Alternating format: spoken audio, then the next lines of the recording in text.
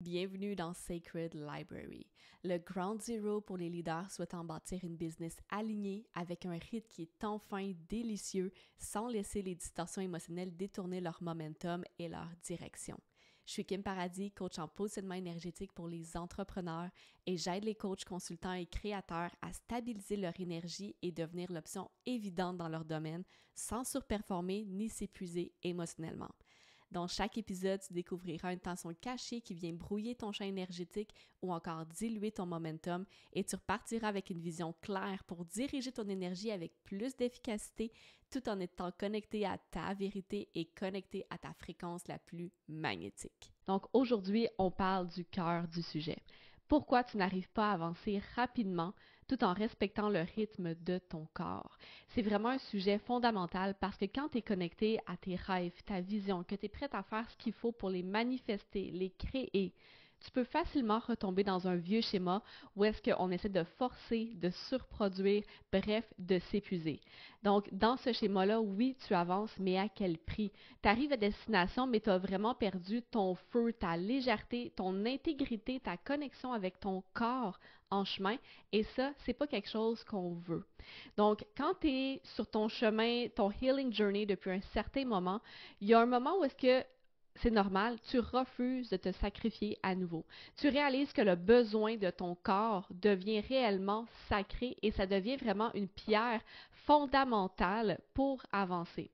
Et c'est souvent à ce moment-là qu'il peut arriver qu'on bascule dans l'extrême inverse où c'est pas qu'on veut plus bouger, mais c'est que le corps a une certaine peur de bouger. Et lorsque je dis une peur, ce n'est pas une peur flagrante, mais il y a une partie de soi qui retient cette peur-là, qui fait en sorte qu'on résiste à l'espèce de surproduction qui nous amène inconsciemment à figer. Parce que dans le passé, on a une expérience où est-ce qu'on a trop poussé et là, on se retrouve dans une espèce de mode freeze où on n'avance plus, mais on ne se sent pas reposé pour autant. On est vraiment dans une phase inconfortable où est-ce qu'on essaie de s'écouter, mais notre corps est inconfortable dans le repos aussi. Et lorsque je dis est inconfortable dans le repos, ce n'est pas parce que ce n'est pas quelque chose qu'il connaît, c'est vraiment parce que ce n'est pas non plus le besoin qu'il a en ce moment-là. Et dans cette phase-là, c'est facile de se bloquer à l'intérieur de son corps et se bloquer dans sa vie, dans son processus de création, de manifestation, d'attraction, all of that.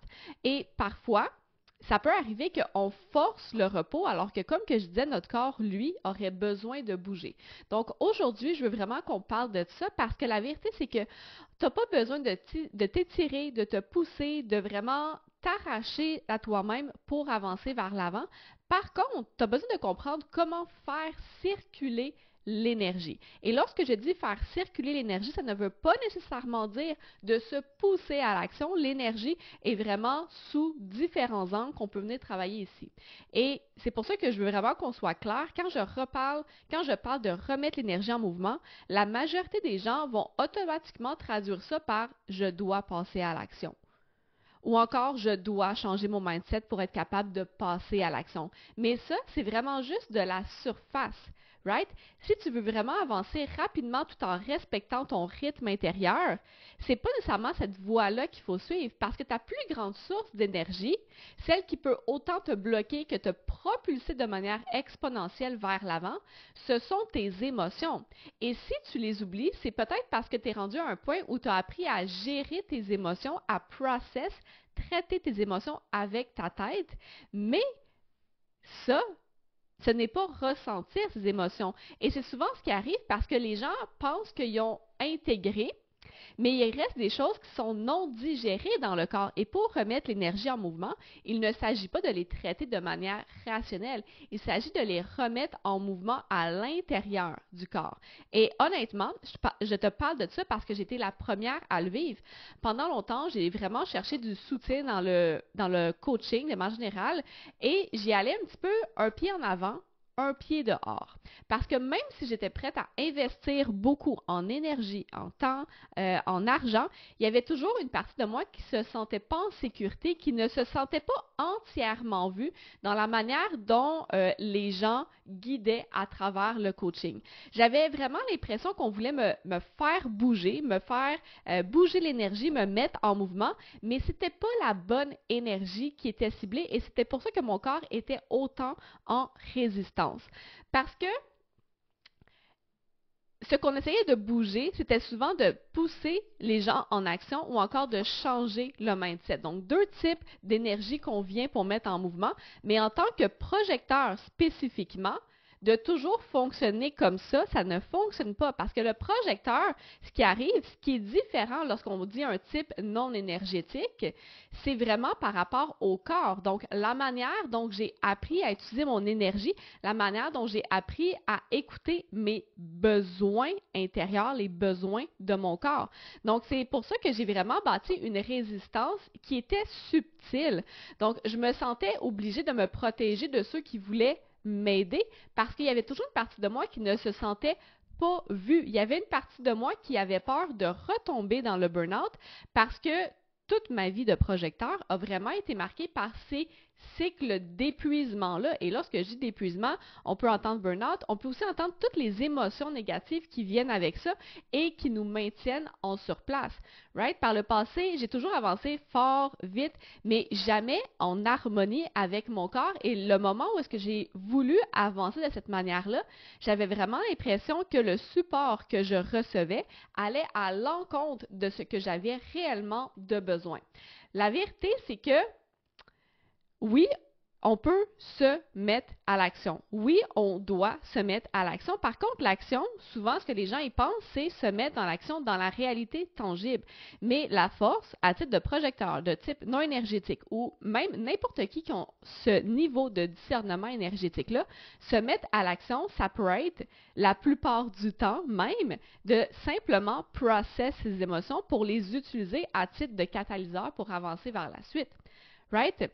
Et si je reviens un petit peu à mon expérience passée avec les coachs que j'avais, je me rappelle, j'avais toujours le sentiment qu'ils voulaient me pousser à l'action. Et même quand j'étais d'accord avec eux, même quand je croyais en moi, que je croyais en eux, il y a eu ce moment-là où est-ce que j'étais vraiment all in. La vérité, c'est que dans cette phase de ma vie, je finissais couchée à terre à 16 heures à chaque jour en douleur, en stress. J'étais completely depleted of energy. Genre, j'avais absolument plus rien et la douleur intense que j'avais dans mon corps, dans mes trapèzes, dans mon cou parce que j'essayais d'avancer comme tout le monde. Je me mettais en action, les affirmations positives, le travail de mindset, on va passer par-dessus les fausses croyances, Je faisais tout ça, mais à chaque jour, je finissais complètement drainée. Et c'était pas juste une sorte de fatigue, c'était vraiment la douleur intense physique qui accompagnait ça. Et c'est là que je me suis rendu compte que ce n'est pas pour moi. Et c'est pas comme ça que j'ai envie d'avancer. C'est pas comme ça que c'est pas le type de support non plus que j'ai besoin pour réellement avancer. Et c'est pour ça que par la suite, mon corps a développé une espèce de résistance à aller recevoir de l'aide parce que si je sentais que les personnes voulaient me pousser à l'action comme ça, qu'on essayait de travailler sur le mindset, qu'on essayait de me pousser à l'action, j'avais automatiquement des résistances à cause que mon expérience passée venait teinter l'expérience présente, faisant en sorte que je n'avais pas confiance en ces gens-là. Right? Et c'est aussi comme ça que j'ai commencé à me poser des questions sur l'industrie elle-même. Pas par victimisation, mais parce que j'avais vraiment l'impression qu'on voulait toujours nous faire croire que c'était un problème de mindset et donc qu'on devait changer. Par contre, à force de toujours marteler ça, puis de nous répéter que c'est un problème de mindset, ben ça commençait à ressembler à du conditionnement. Et pourquoi? Pourquoi est-ce que c'est si complexe cette situation-là? C'est parce qu'on ne peut pas juste dire c'est un problème de mindset sans aborder les émotions derrière. Et la vérité, c'est qu'une fois qu'on a process les émotions, ce n'est plus un problème de mindset. Une fois qu'on a process les émotions, on peut avancer. Donc, et si au final, ce n'était pas un problème de mindset, mais c'était la manière dont on a appris à connecter avec notre corps et on a appris à process nos émotions, right? Et, by the way, j'ai moi aussi ma part de responsabilité dans cette expérience-là, right? Parce que toute ma vie, j'ai été dans des dynamiques de codépendance malgré moi. Right? C'est vraiment comme ça que mon système nerveux a appris à se connecter aux autres. Donc, toujours en anticipant qu'on attendait quelque chose de moi, il y avait toujours une espèce de résistance subtile, veux pas, à cause que c'était une dynamique malsaine. Où est-ce qu'on s'adaptait toujours à, vous savez, quand on parle de codépendance, on va toujours s'adapter à la personne la plus en plus basse fréquence pour s'adapter puis faire en sorte qu'elle soit confortable, right? Donc, tout ça pour dire, forcément, il y avait des blocages qui m'empêchaient de me mettre en mouvement parce que la manière dont je voyais les coachs, dont je voyais les autres personnes était teintée par mon expérience. Donc, il y avait une partie de moi que même si je les payais, même si j'avais confiance en eux, il y avait quand même une partie de moi qui ne croyait pas qu'ils avaient mon meilleur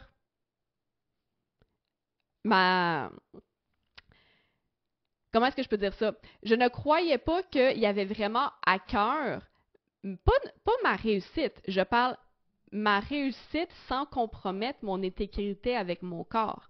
J'avais toujours l'impression que oui, il y avait à cœur ma réussite tangible, mais qu'il ne prenait pas en considération l'importance de ma connexion avec mon corps, qui était quelque chose de complètement à part, en dehors de leur champ d'expertise. Donc, of course, si quelqu'un n'a pas les compétences pour nous guider à travers ça, mais c'est sûr qu'on va toujours sentir qu'on n'est pas nécessairement à la bonne place. Et ce que j'ai compris avec le temps à travers tout ça, c'est que l'action dont j'avais besoin, particulièrement en tant que projecteur, en tant que personne qui a cette sensibilité énergétique-là, ce n'était pas de forcer ou d'accélérer. C'était de transmuter mes émotions. Parce que la vérité, c'est qu'on est des conduits d'énergie. Il y a des personnes qui ont cette capacité-là à créer des outputs et créer. Donc, c'est facile.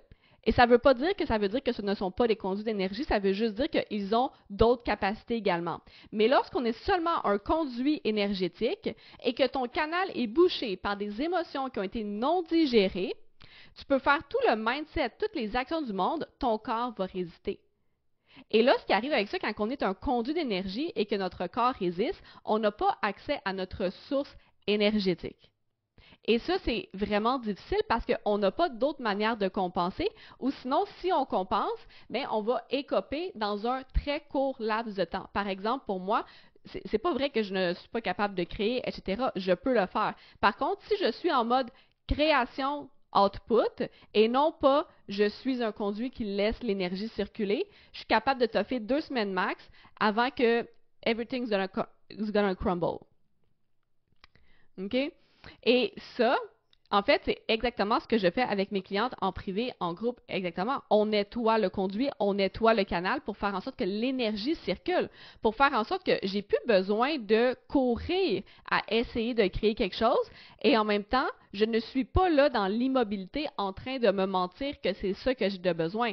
Parce qu'on ne peut pas lorsque quelque chose ne fonctionne pas, on ne peut pas simplement tomber dans l'opposé et faire le contraire. Il y a tellement de subtilité dans la vie, il y a tellement de subtilité avec l'être humain. Il s'agit de comprendre, OK, si je ne peux pas créer de l'énergie comme ça, qu'est-ce que je peux faire? Comment est-ce que je peux être un meilleur conduit, un meilleur câlin pour laisser l'énergie circuler?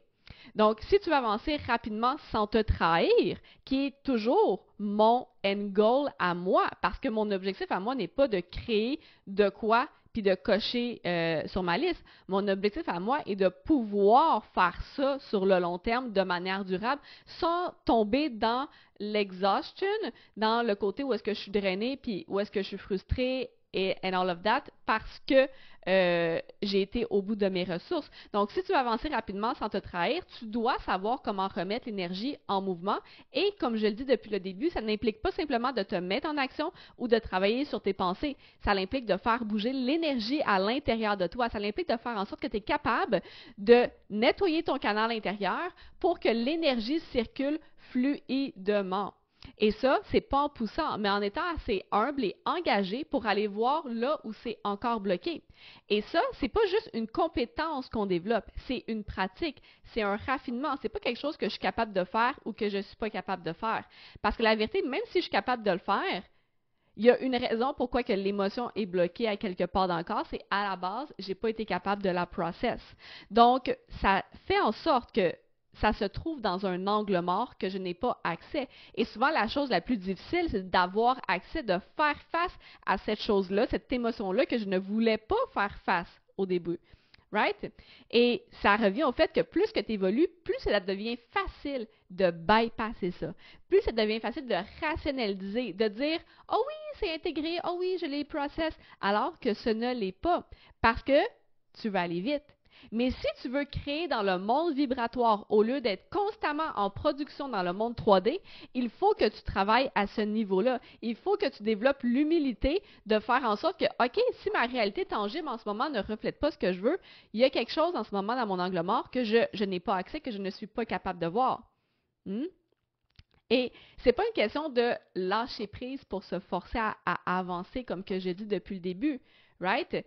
Parce que je sais que ça peut être facile quand on a des émotions de même dans le corps, c'est extrêmement difficile de les lâcher parce qu'il y a une raison pourquoi on s'y attache et souvent, il y a un attachement à notre identité, il y a un attachement à, puis je le sais, je veux dire, quand que je vous disais que moi, personnellement, je passais à travers tellement de phases de burn-out, lorsque justement, j'arrivais, j'étais drainée et j'avais de la frustration, du ressentiment, c'était extrêmement difficile pour moi de le lâcher parce que c'était une manière de me rappeler ma limite était où et j'avais besoin de m'en rappeler pour me protéger, pour ne plus dépasser cette limite-là. Right? Donc, c'est normal que dans le moment, par exemple, moi, si j'avais un coach et je me rappelle, j'étais toujours trigger par le fait que les coachs essayaient toujours de nous faire passer vite, vite par-dessus les choses. Et moi, j'étais vraiment trigger parce que j'avais besoin de me faire valider. J'avais besoin de me faire valider que mes émotions n'étaient pas juste là pour me ralentir, puis il faut passer par-dessus ça le plus vite possible.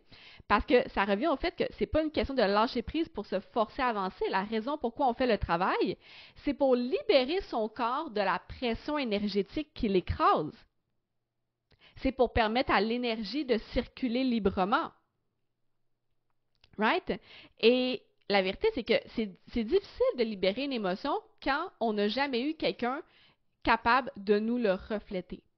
Si j'étais dans un environnement, il n'y avait personne qui était capable de me refléter mes émotions, me valider, faire l'effet miroir, c'est extrêmement difficile de libérer une émotion parce qu'on y est attaché, parce que cette émotion-là a un rôle et on n'a jamais nécessairement appris à recevoir ce rôle-là. Right? Et quand que je dis quelqu'un qui est capable de nous refléter nos émotions, je ne parle pas d'une fausse empathie où l'autre personne vient souffrir avec nous. Je parle d'une vraie présence. Quelqu'un qui est assez ancré, solide dans son champ énergétique pour tenir l'espace pendant que toi, tu vis l'émotion.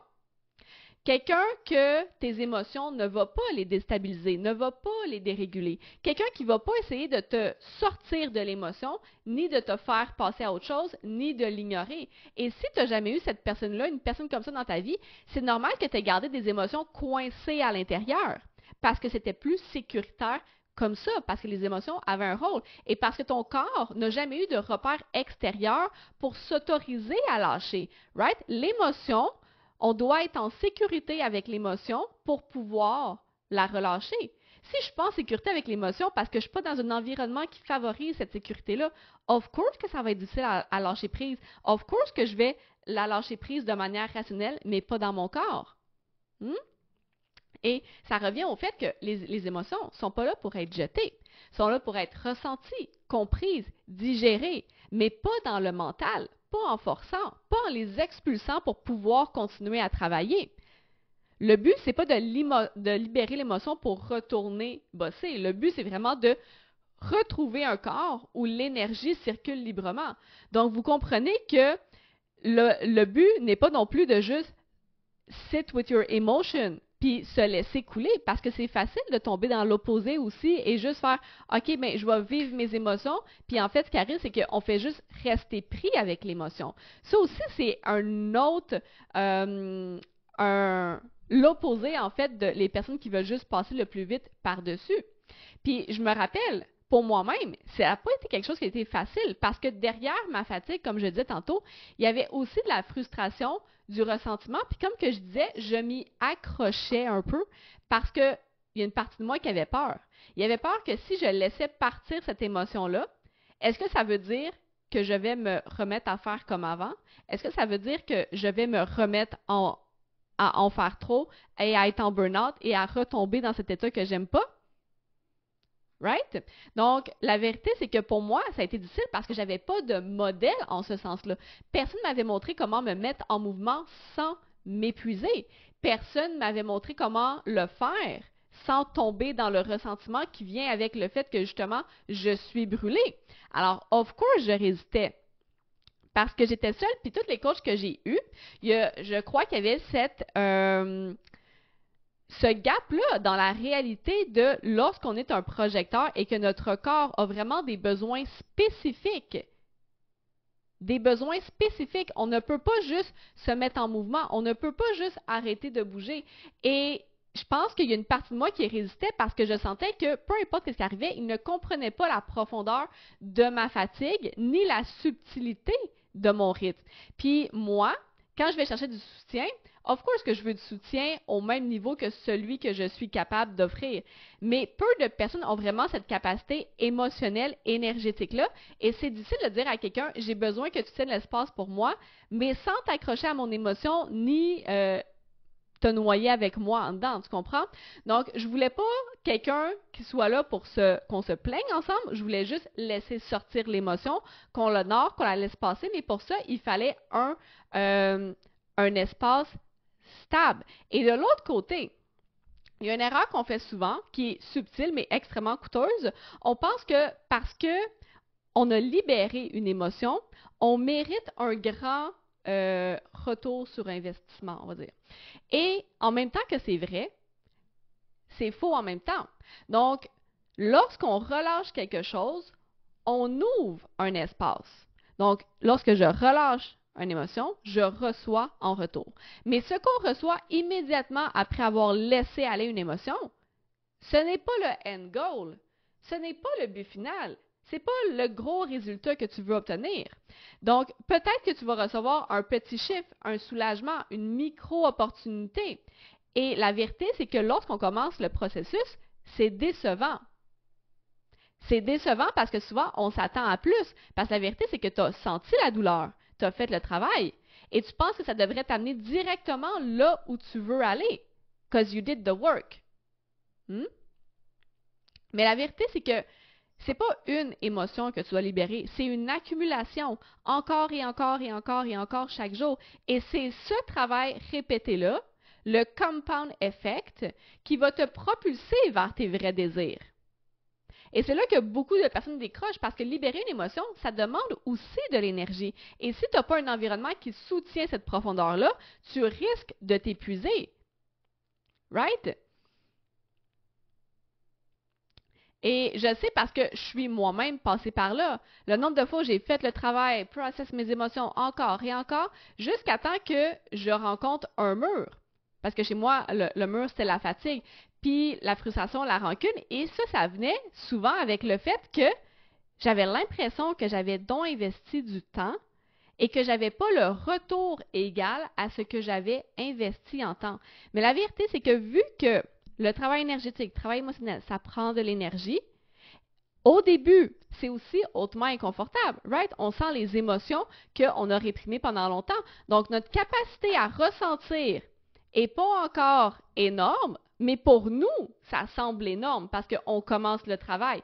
Donc, on a l'impression qu'on a fait l'énorme travail et qu'on n'a pas le retour équivalent. Mais la vérité, c'est que ça, c'est une compétence qui se développe. Donc, à travers le temps, on va être capable de ressentir davantage, de stretcher notre capacité à ressentir davantage et donc de magnétiser davantage. On va être capable de pouvoir maintenir le travail où je nettoie mon conduit constamment jusqu'à temps que j'atteigne un objectif.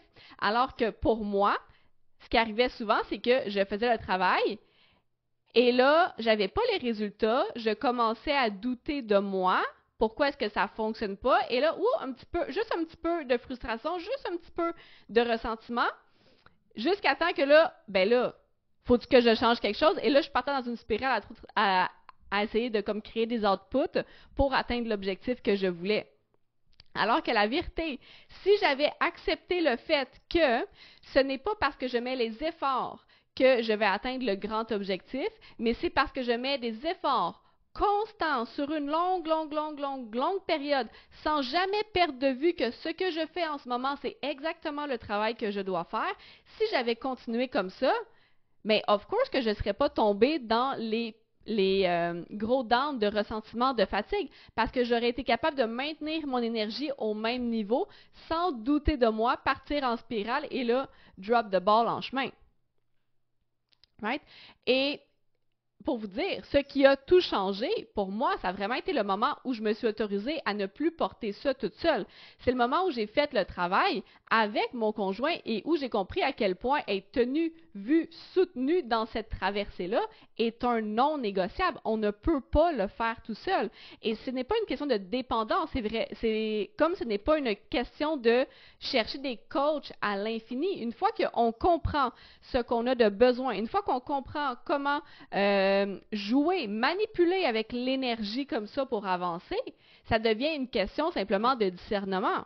Right? Qui est-ce qui peut me soutenir comme que j'en ai de besoin? Qui peut tenir l'espace au moment exact où moi j'ai envie, besoin de lâcher prise? Et c'est là que le vrai saut se fait. Pas quand tu fais le travail une fois, mais quand tu es entouré par les bonnes personnes capables de tenir ton énergie pendant que tu libères l'ancien encore et encore et encore et encore.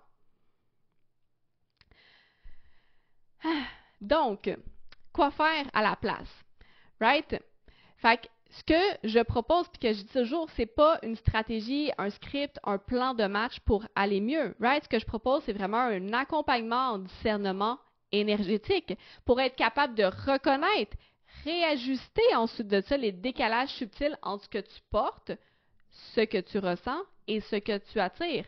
Parce que quand ta vibration intérieure n'est pas 100% claire, alignée, intégrée, quand il y a des émotions qui viennent teinter, créer une perturbation à l'intérieur de ton canal, tu vas continuer à magnétiser des gens, des dynamiques, des opportunités qui ne te reconnaissent pas à la hauteur de qui tu es vraiment parce que justement, ton canal est brouillé. Ce que tu diffuses en ce moment est altéré. Et c'est pas parce que tu n'es pas brillante, right? C'est simplement parce qu'il y a une dissonance énergétique non résolue à l'intérieur de ton champ énergétique. Donc, oui, ça implique d'apprendre à laisser passer l'émotion sans s'y accrocher, à s'ancrer dans une fréquence qui soutient son corps physique, son système nerveux, son message, right, ce qu'on transmet, à sortir du rôle de la personne qui suradapte pour être vue, puis entrer dans le rôle de celle qui attire par sa simple présence. Et ça implique d'avoir un canal énergétique qui est clean. Et encore une fois, ce n'est pas quelque chose que j'ai ou que je n'ai pas, c'est un travail continu à chaque jour. C'est une manière que j'ai d'avancer vers l'avant. Et ça revient au fait que je disais tantôt, c'est le compound effect de cette implication-là, de cette compréhension-là, de cette application énergétique-là qui va faire en sorte que sur le long terme, tu n'auras pas juste des petits ripple effects ou des résultats temporaires. C'est ça qui va faire en sorte que oui, tu vas aussi être capable d'atteindre tes plus grands objectifs, mais encore une fois, ça reste sur le long terme. Maintenant, si ce que je viens de partager fait résonner quelque chose que tu n'arrivais pas à formuler, c'est peut-être un signe que ton champ vibratoire porte encore des traces non digérées qui limitent ta puissance ou encore viennent altérer ton signal énergétique. Si tu souhaites recevoir du support pour raffiner ton énergie et transmuter les résidus émotionnels afin de devenir l'option évidente pour des clients premium tout en respectant ton énergie et ton rythme interne, je t'invite à m'écrire pour recevoir le lien d'application pour travailler ensemble.